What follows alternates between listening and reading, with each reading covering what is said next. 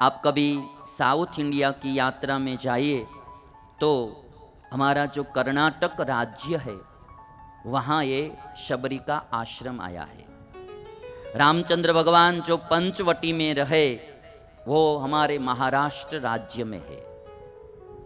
मैं आपको बताऊं, जहाँ रामचंद्र भगवान पंचवटी में रहते थे वहाँ ऐसे तो 5 वट वृक्ष जो होता है, 5 वट वृक्ष का समूह था, इसलिए उसको पंचवटी बोलते हैं। और उस पंचवटी में रामचंद्र भगवान रहते थे।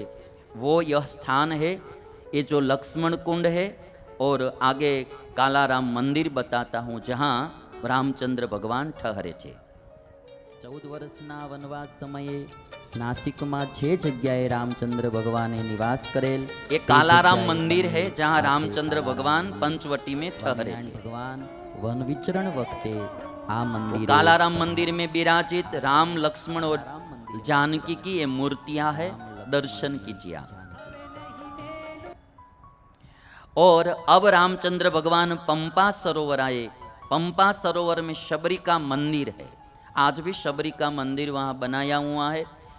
आप महाराष्ट्र से साउथ में जाएंगे तो कर्नाटक स्टेट में ये आएगा पंपा सरोवर। दर्शन कराऊंगा पंपा सरोवर का। किनारे शबरीनो आश्रम है। वनवास वक्ते रामचंद्र भगवान ये पंपा सरोवर है અને शबरीना एठा बोर खाते। ये पंपा सरोवर शबरी का जो शबरी का स्थान है। राम जी का चरण पादुका का है, भगवान राम जी आए थे। ये शबरी की मूर्ति है।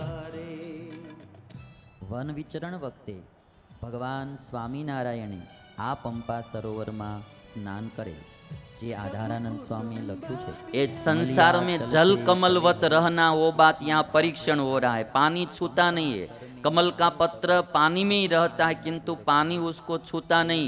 वैसे हमें संसार में रहना और संसार छुए नहीं, इस तरह से रहना है। तो ये पंपा सरोवर रामचंद्र भगवान आए हैं। शबरी के आश्रम में प्रभु आए। गुरु मतंग ऋषि और उनके सब शिष्यों इस लोक को छोड़कर चले गए थे। उनकी सेवा करने वाली शबरी रहती थी।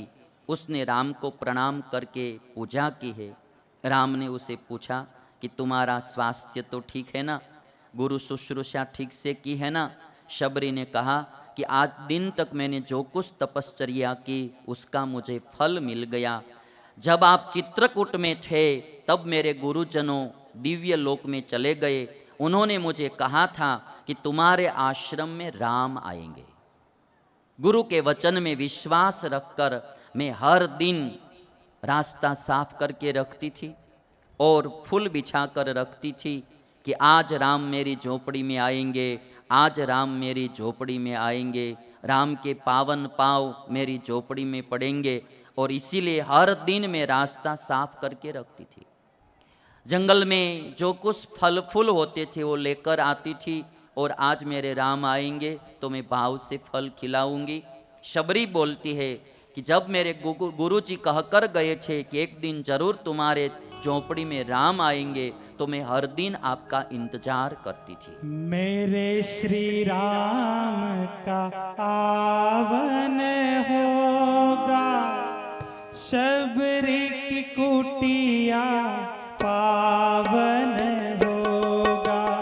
मेरे श्री राम का आवन होगा, शबरी की कुटिया पावन होगा, शबरी की कुटिया पावन होगा।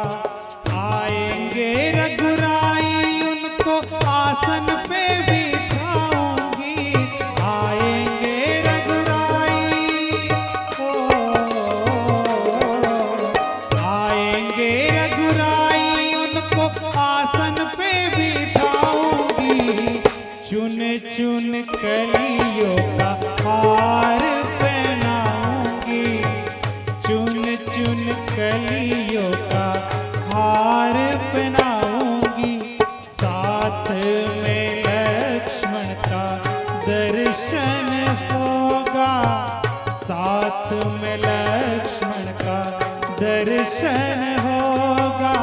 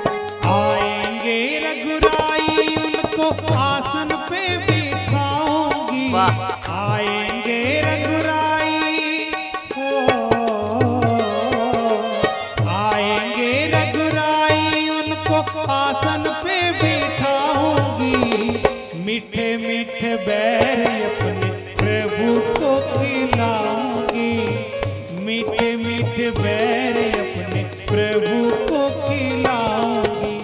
पूजा की थाली में चंदन होगा, पूजा की थाली में चंदन होगा। शबरी की कुटिया पावन होगा, शबरी की कुटिया पावन होगा। मेरे श्री राम का पावन होगा, मेरे श्री राम का पावन होगा।